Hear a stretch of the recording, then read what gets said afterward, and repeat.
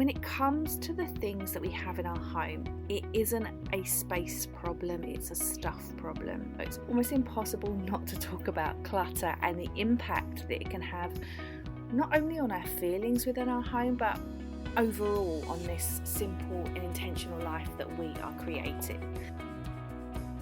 Welcome to the Slow Living Collective podcast. I'm Amy, wife, mother of two and homemaker. Come along with me as I share my love for simple living, growing in my allotment garden, diving into what it means to be an urban homesteader and embracing life as a mother and homemaker. Hi everyone, welcome back to another episode of the Slow Living Collective podcast. I'm so happy to have you here and welcome to a new season. I always take a short break during episodes, during every 10 episodes, and this time I don't think it's even going to be that noticeable because I have been so inspired and it's been really easy for me to create this content, which is what I love, right? I love that I can create content. And I've just got so much to say on this podcast. I know I've said it before, but actually it took me the longest time to decide whether or not I even wanted to create a podcast. Like, there was me sitting there thinking like, well, what would I even say? And why would anybody even want to listen to me? And imposter syndrome can come out of nowhere. And the funny thing is, I see how many of you guys are listening to the podcast every week, and it actually really warms my soul. It really does, to see the numbers of this podcast increasing, but also just to, even if only one person was listening, I would be overjoyed. But it's just fantastic to see all of you guys here, and I know the messages I get in my DMs on Instagram that you guys really enjoy the content I put out. So for that, I just want to come on here and just say a huge thank you. Now, spring is sprung. It's here, and I know for me, I always think of March 1st, the beginning of spring.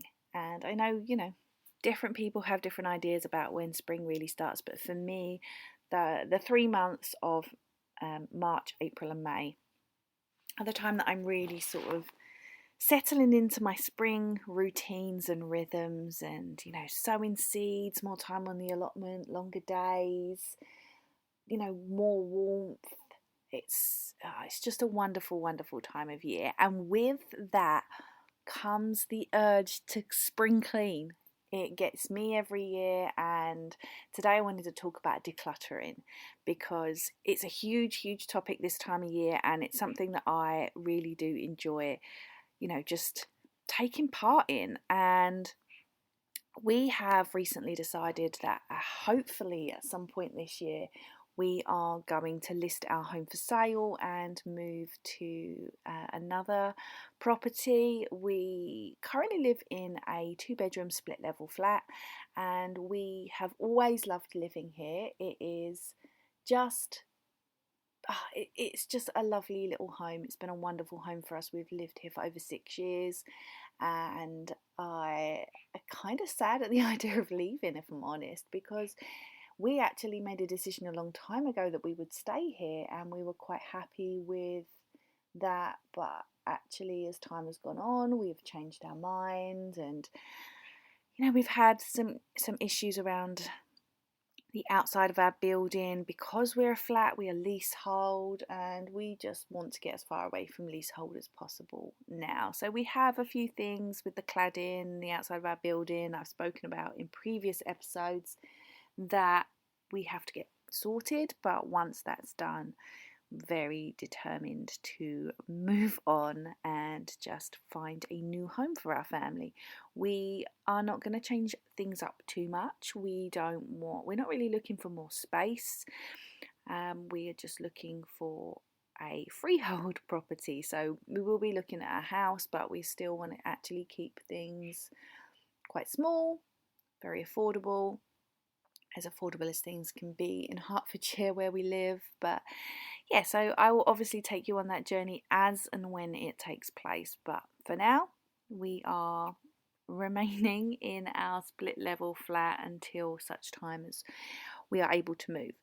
So today, like I said, I want to talk about decluttering, and It's actually something that comes up frequently this time of year. It's that feeling of spring, that sort of rebirth, that newness, that sort of perfect time. You know how in previous episodes I've spoken about how January 1st never feels like the right time to set sort of new intentions for the year. Well, spring is that time, and I think I said that in previous episodes as well. Spring is that time where you feel like you're emerging after the cold, harsh winter, and for a lot of people, we feel like having a refresh, declutter, start again. So it's that feeling often comes up this time of year, and that's why spring cleaning is a thing. It's not by accident.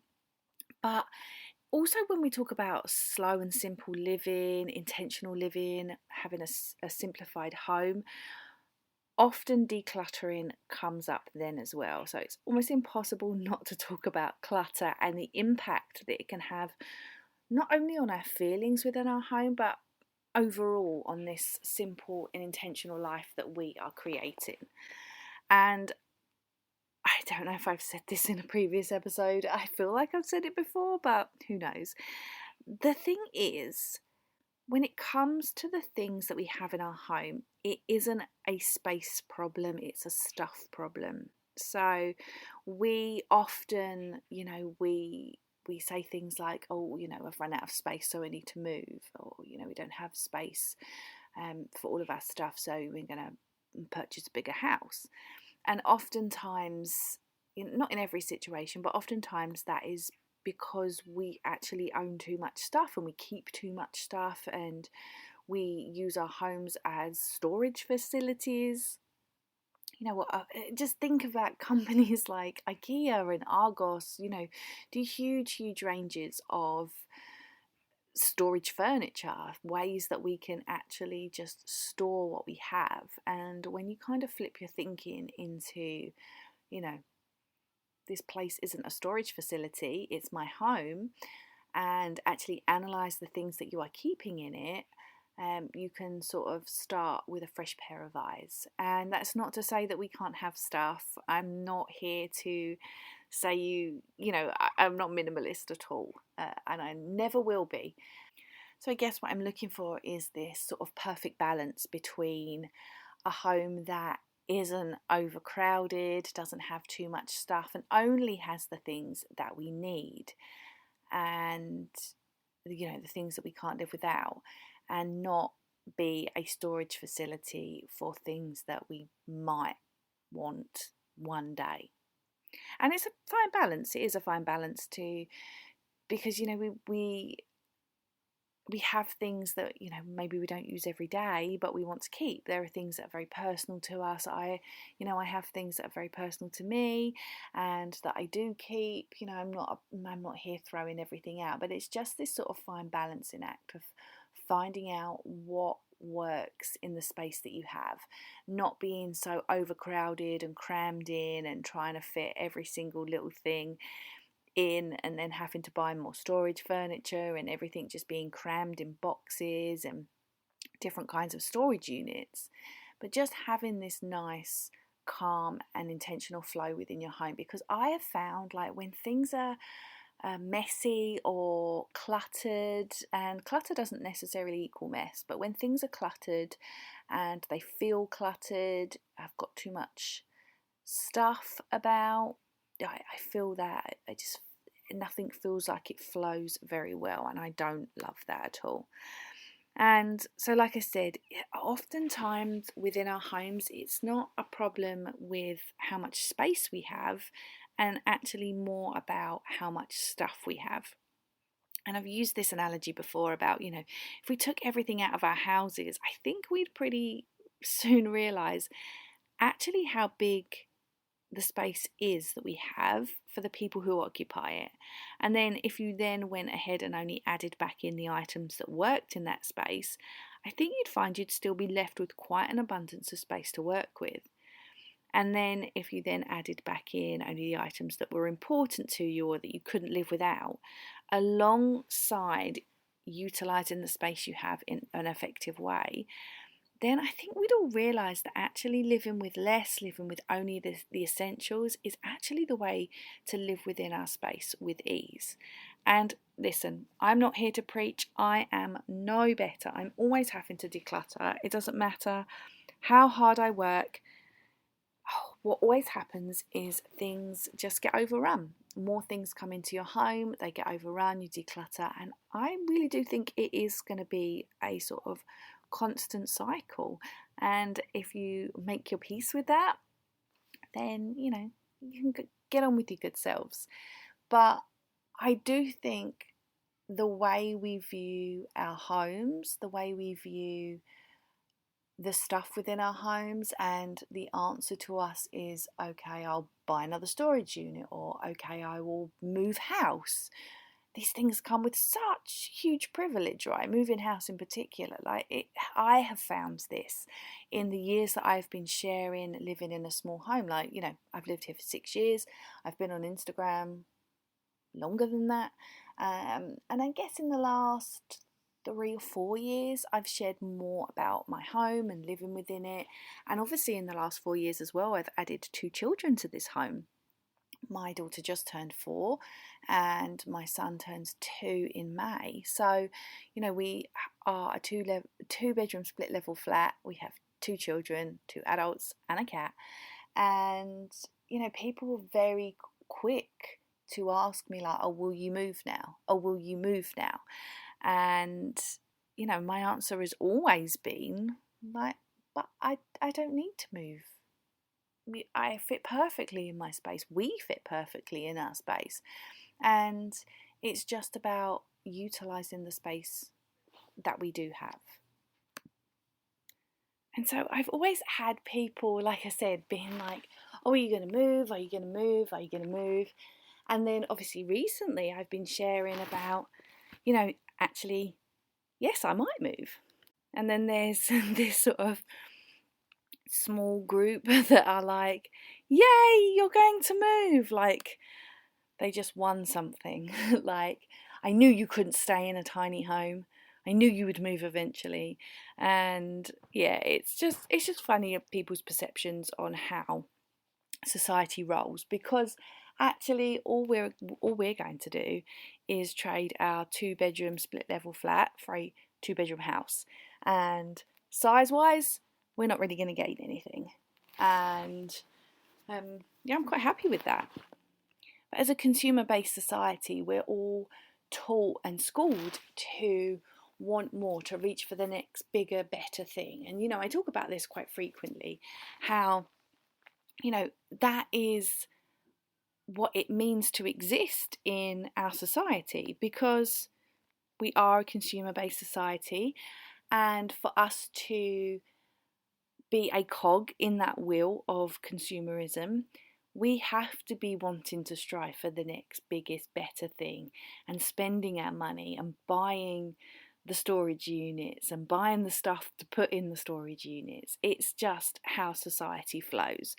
But as most of you here are probably, trying to slow down and simplify in one way or another, then, decluttering and living within our spaces with more ease is something, that is sort of a work in progress for us all. And like I've said, our homes should be homes, and they shouldn't be storage units for the stuff that we may never use. And look, I know it's not easy. It's not easy to start looking at your home because you think that you want everything in there. And so I'm of course not suggesting that we all just empty our houses and start over. But we can slowly, room by room, just start to really think about what we need, what we don't need, what works in the space, what doesn't. And then declutter what we just don't want, donate, get rid of things that are broken. And then along with all of that, we can then create the space in our homes that feel really good too.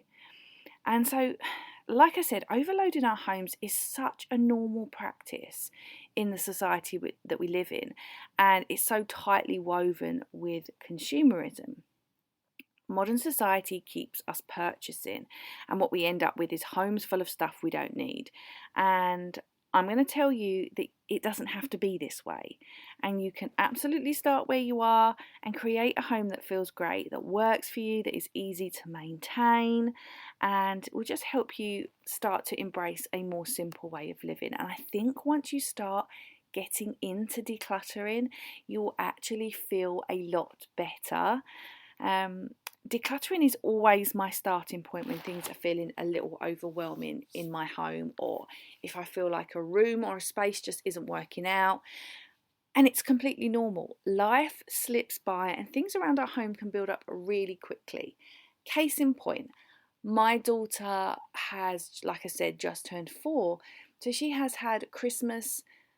Obviously, her brother had Christmas too, and then a birthday. So we've had stuff that she got for Christmas, stuff he got for Christmas, and stuff she got for her birthday. And before we know it, we'll be around to his birthday as well. And those things can just pile in and just get so overwhelming. Now, decluttering itself can be quite time consuming, but I want you to just not get overwhelmed at the thought of doing your whole house. Now, I know some of you might not live in such a small home as me, and so you've got a lot more space, and you would be thinking, Amy, I just don't even know where to start. So just take room by room, space in a room by space in a room. Start with something simple. I am in my bedroom right now recording this podcast episode, and if I was going to start decluttering in this room, I would start with our wardrobe. We have a family wardrobe, so we just have 2 double wardrobes, and that is for all of us, all 4 of us.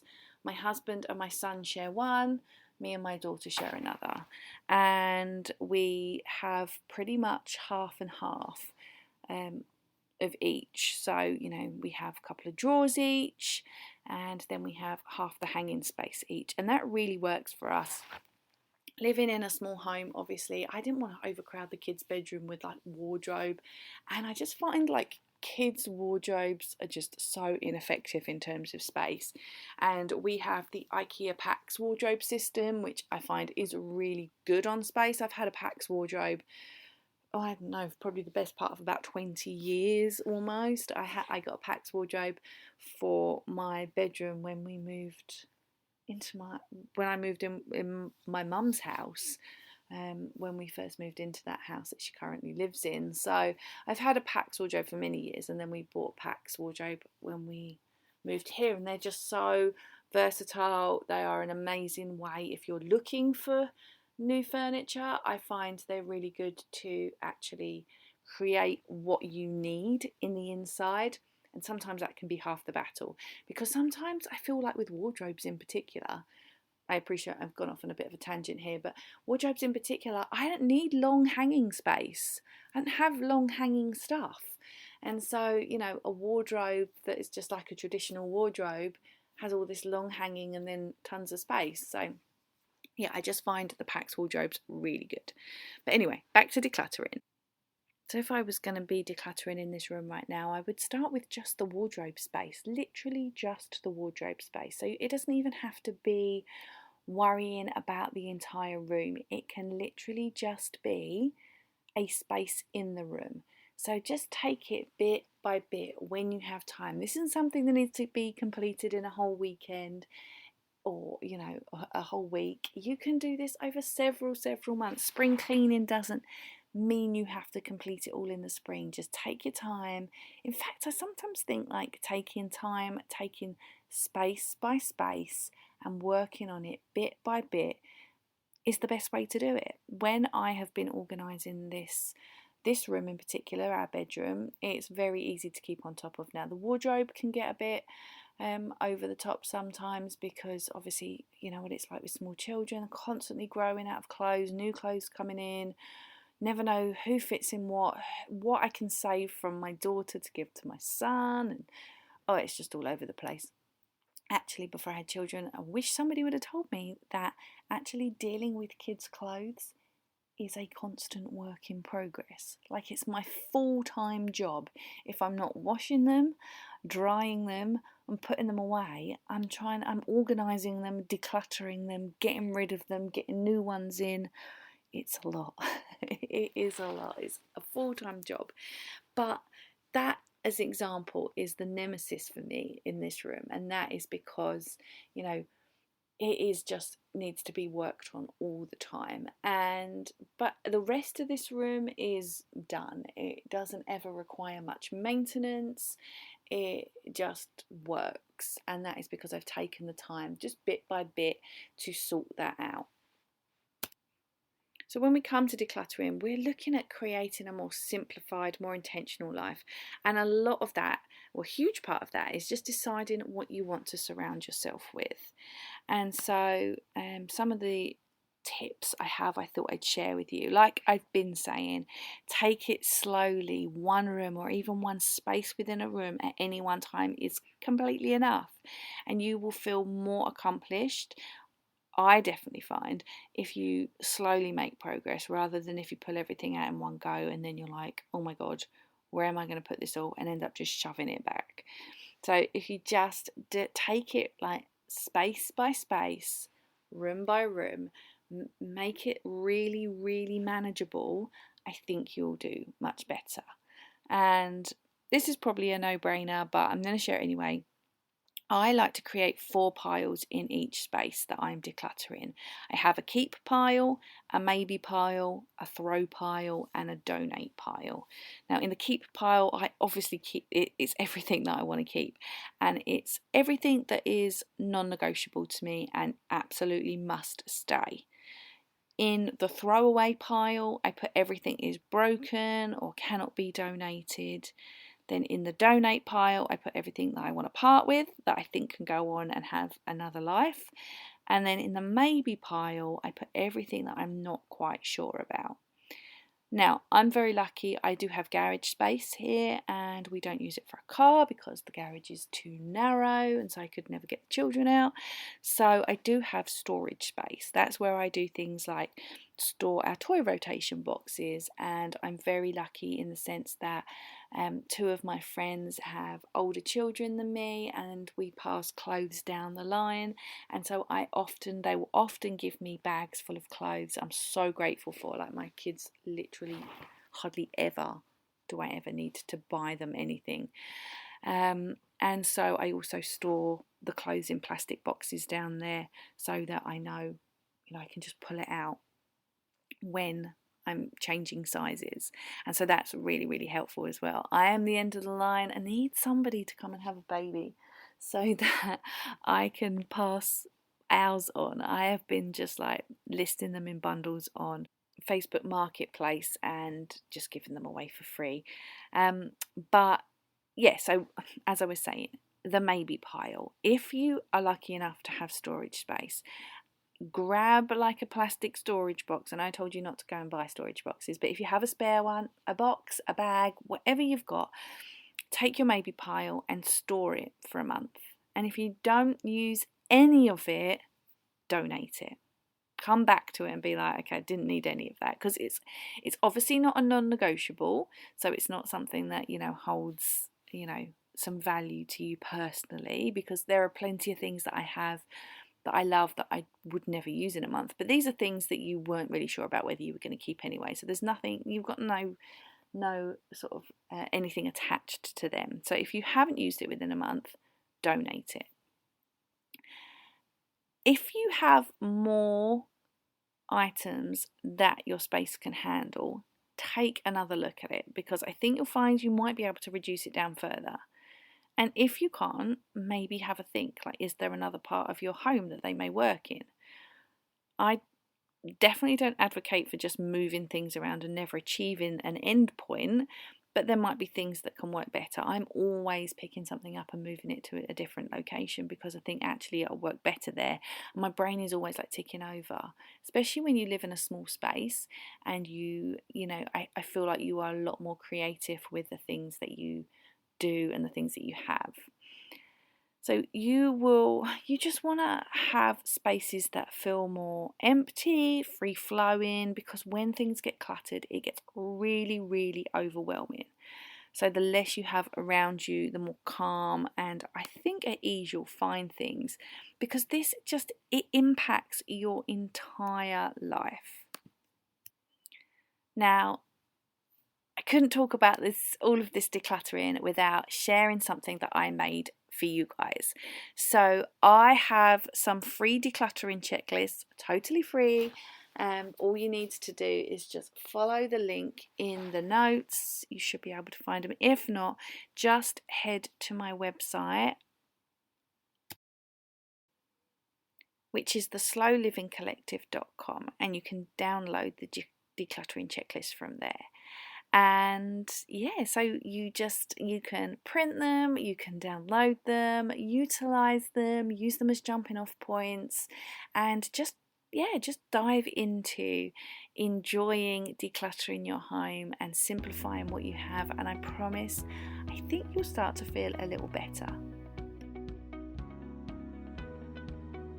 Now, I threw something a little extra in there. Maybe you didn't notice if this is maybe your first episode, but actually I have moved my entire blog and website over to theslowlivingcollective.com.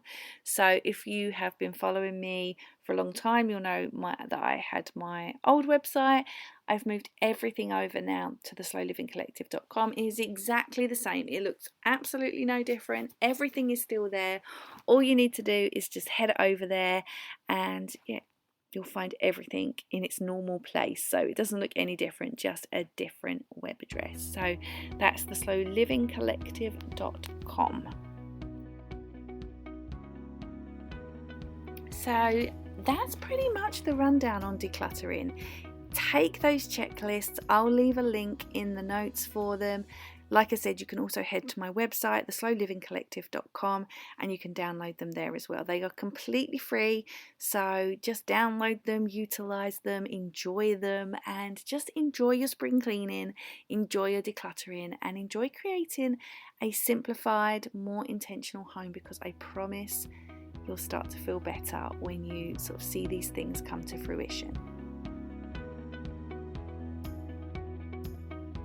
Thank you guys for tuning in to another episode. I am so grateful to have you here, and I know I say it every single episode, but I really truly am.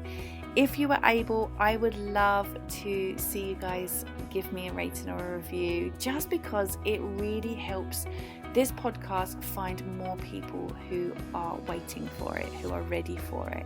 And that's my only goal with this podcast, to find the people that need to hear these words.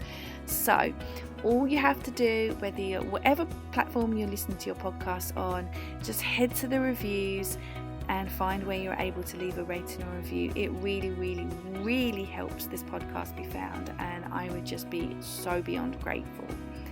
So like I mentioned earlier, you can find me now at my new website, theslowlivingcollective.com, and over there you can find all sorts of good stuff about simple living, holistic well-being, and a small home life. I hope you can go over there and check it out.